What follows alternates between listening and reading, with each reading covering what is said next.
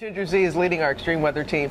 She's got coverage of this storm up and down the coast, including Philadelphia. So let's get outside to snowy Times Square. Ginger. That's it. We've got plenty starting here. Some of the heaviest snow falling now in the next couple of hours. And then it's going to transition to sleet and eventually rain. So a real classic nor'easter. Let me show you what happened earlier in Washington, D.C. This is video from just a couple of hours ago.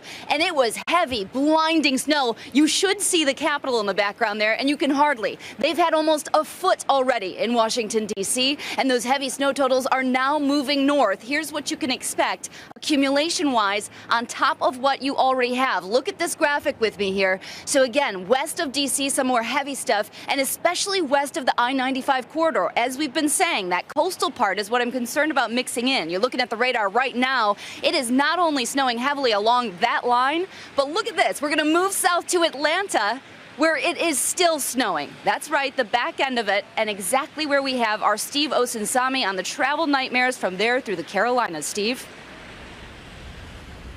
Good morning, Ginger. This small iceberg, a rare sight in Atlanta, and as you said, the snow flurries are still in the air this morning. This city is shut down. The few snow plows they have here are out clearing the roads. Hard to believe the pictures from North Carolina highways this morning. Drivers stuck on the ice all night. It looked just like Atlanta 2 weeks ago when 2 inches of snow, and some would say poor planning, led to this. Overnight, out-of-control cars and trucks, fire and ice holding up even rescue vehicles. Like this ambulance in Atlanta. The neighbors had to get out with their shoes and dustpans to clear a path. Go, go, go! And this fire truck in Raleigh. Whiteouts cause spinouts. These trucks here nearly colliding. Some drivers, again, just giving up and walking away from their cars. The National Guard is working 24/7 as a miserable mix of snow, ice, and rain hugs the East Coast. Hundreds of thousands of families are without power, and the snow isn't the only thing falling. Terrifying. Hearing the tree crack and watching it fall from my window and landing on my daughter's room was very traumatic. Roofs are giving way too.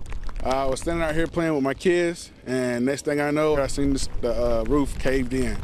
Live wires are breaking in two from the sheer weight of the ice. My house was shaking. This storm is very unpredictable. It's one of the toughest storms we're going to see in our history, most likely.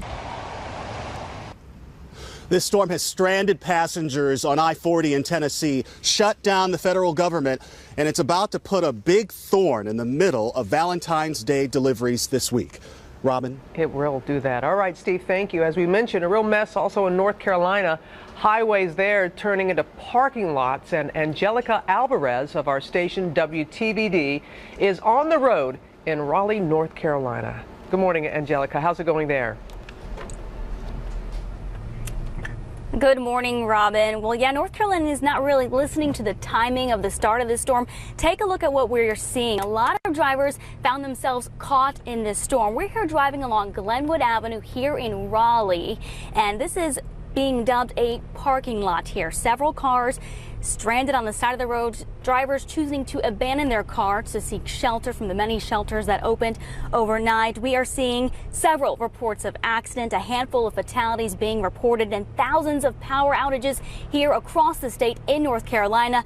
Cleanup is underway. Our Department of Transportation plowing the snow, towing cars, and you know, it's not over for us just yet. We are in for another round of sleet and snow coming at us in just a few hours. So while we get ready for that, I'll send it back to you guys.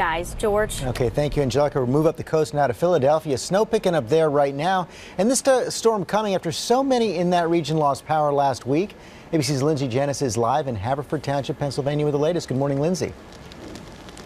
Good morning, George. We are in Haverford, which is a suburb just to the northwest of Philadelphia, and people here just had their power restored yesterday, 9 days after a massive ice storm hit this area last week. So far, no power outages reported this morning, but you can see the snow coming down thick and fast. The power company says it's ready. It's got 5,000 workers from around the country here standing by. Those workers were called in last week when 850,000 people were left without power. Those outages, the worst since Superstorm Sandy. The power company saying it was simply caught off guard by the severity of that storm. This time, it says it's ready. Robin? Okay, Lindsay, thanks so much. Going to head a little bit north now to ABC's Gio Benitez. He's in Westfield, New Jersey, where snow is piling up on the frozen snow from the last storm. Good morning, Gio.